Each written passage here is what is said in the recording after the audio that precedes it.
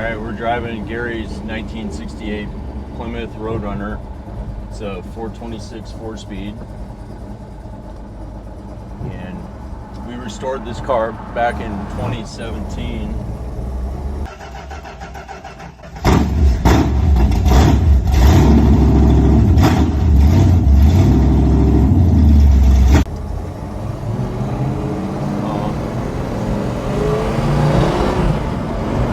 Not the original engine, but Sperry engines in Cedar Rapids. They restored a Mopar Performance 426.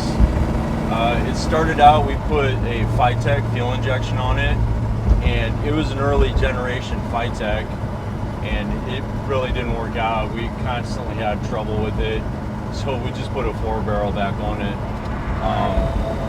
It runs amazing. So fuel injection is cool and all, but it's a lot of hassle. So we're gonna go down to the park here and do a little driving around. This car, it's a lot to handle, and Gary actually wants to sell it because he's got bad knees, and he doesn't want to take this original 4-speed car and put an automatic in it. So you know, we played with the idea of putting an automatic in it so he could still enjoy it. But that's a lot of work to do, and this car was born a 4-speed car, so he wants to keep it that way. So yeah, we did the full metal body and paint work on this thing, and this car is amazing. It looks really good. So really the only downfall of the car is that the original engine and transmission are gone. Now Gary has owned this car since the 70s, I was told, and he never was able to drive it. From day one, he bought it with no engine and transmission. And supposedly, we'll get clarification on that later, but supposedly the engine and transmission were stolen. And while Gary owned the car, he said some people tried to actually steal it out of his backyard. So it's always been known as a HEMI car here in Iowa. So yeah, this car is, I've never really laid into it just because it's not my car and I have to fix it if I damage it. But anyway, it's pretty cool. So you can look out over the hood here, and here we are at the National Park here in West Branch, and just very basic 68 Roadrunner 4-speed. You know, about the only option is that it has a tachometer. Super basic. I guess it does have power steering too, but I can't remember if the fender tag called for it. You know, chances are this car was born with manual transmission or manual steering. But so I'm going to let Chris out here, and then we'll do a couple drive-by videos and let you see what the outside of this car looks like. This car,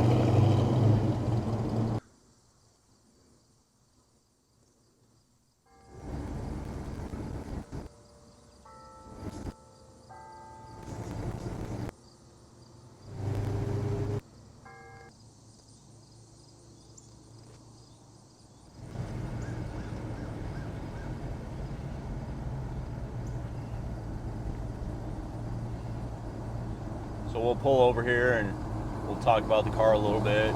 Chris can do a little walk around and show you what everything looks like and sounds like. I'll just leave it running.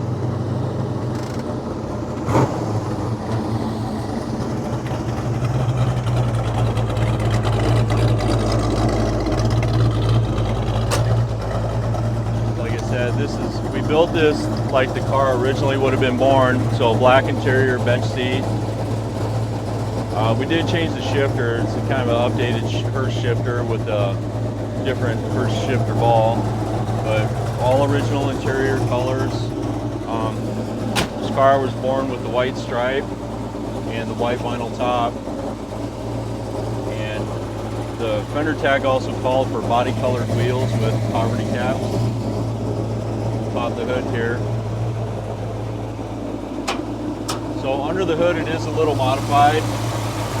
So it has a single 4-barrel, and this aluminum It's just aluminum. It's called a classic haulage. They used to reproduce the air cleaner bases. So there's the fender tag. But Mopar Performance built as Sperry engines. So power disc brakes and 3-speed wipers. Let's try that horn.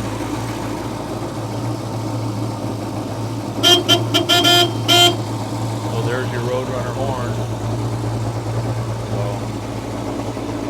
But yeah, we did all the paint body work at Noel Automotive. This car was actually a very solid car to begin with. The floor pans were patched and the trunk floor was replaced, but the original quarter panels were removed, repaired, and reinstalled. So original hood, fenders, door, and quarter panel.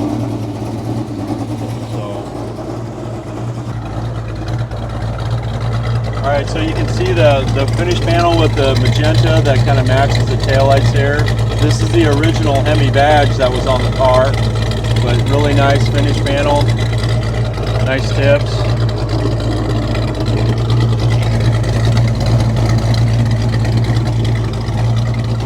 The fit and finish on this car is just beautiful. I love the way it blocked out. Let's go for another ride.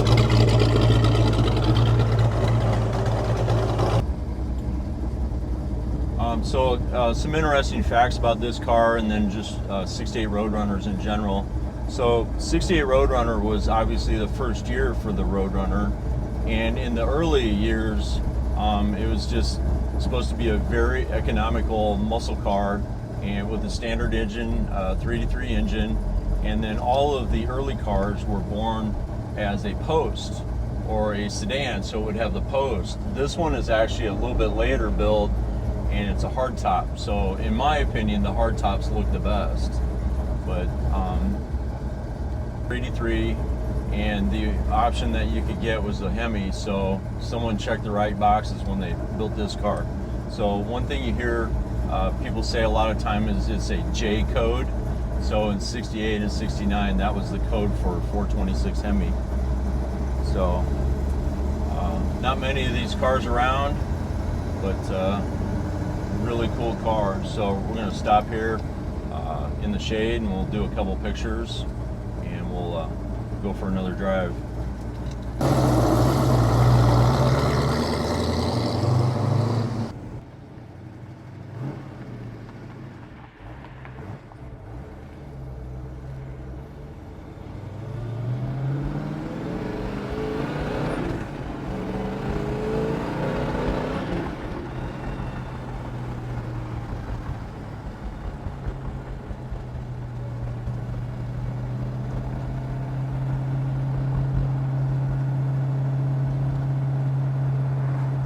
Yeah, this is a good time of year to be out. The humidity is low and it's not too hot. Black vinyl interior in the summer in a Mopar,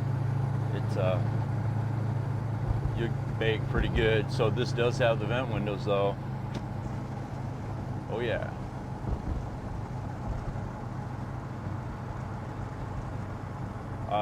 So back to the history of the Roadrunner. So here's what I kind of know about Roadrunners in the world of me restoring them. So obviously 68 was the first year, and they started out with the sedan and then went to the hardtop. And then 69 Roadrunner was voted Car of the Year. So super popular year. 69, they probably made the most Roadrunners. But as what we're finding out is 1970 really seems to be the most popular year. Probably, I don't know, it's still like, actually the doors are exactly the same, 68, 9, and 70, with the exception of where the door lock goes. But 70 really seems to be the most popular year, and that might be because of the way the taillights and the grille look. But 70 was also the first year for the vacuum operated air grabber, first year for the six-pack, also first year for the pistol grip. So even though these shifters aren't bad, the pistol grip in 1970 is just the most iconic shifter out there on the planet. So you'll see people even with 68s and 9s, they'll put a pistol grip shifter on it. So let's give her the beans here a little bit.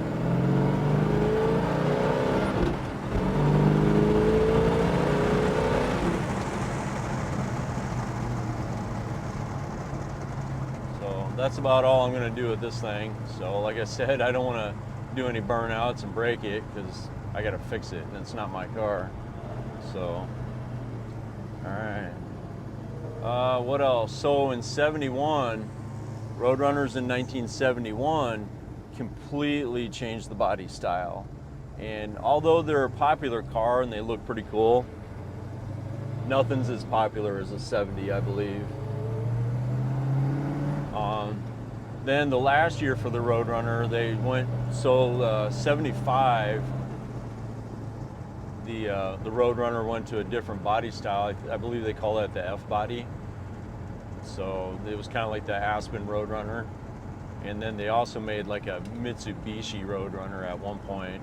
But so as far as I'm concerned, the last year for the real Roadrunner was 74. So, but it went through a lot of transformations. And then also 71 was the last year you could get a 6-pack or a 426.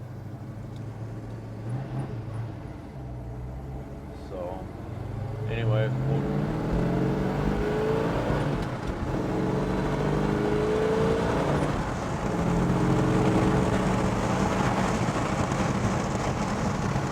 it's a fun car. 426 HEMI 4-speed, Dana rear end.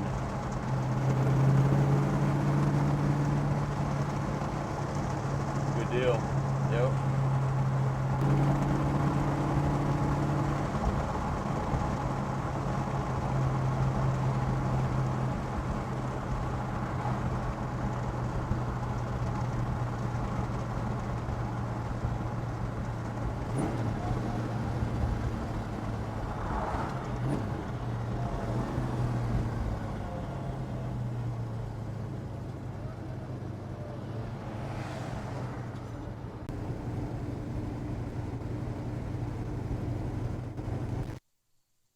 It's just endless amounts of torque. Like I said, Sperry engines in Cedar Rapids, Iowa built the engine. Just runs phenomenal. Now he did have it on the dynamometer. I really don't know what the torque specs and the horsepower was on it, but we've got a book here somewhere with all the specs. Get that reverse leg. That reverse leg.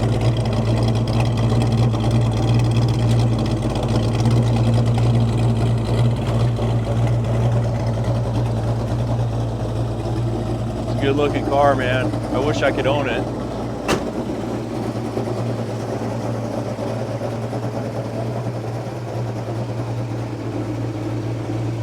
So if you're watching this video, please comment, subscribe to my channel. We're always doing Mopar stuff, whether it's a barn find, a restoration, or whatever. But this is a Noel Automotive restoration. And if you got any questions about the car, if you're interested, just send me a message. So we're located in eastern Iowa, and Mopar stuff is what we do every day. So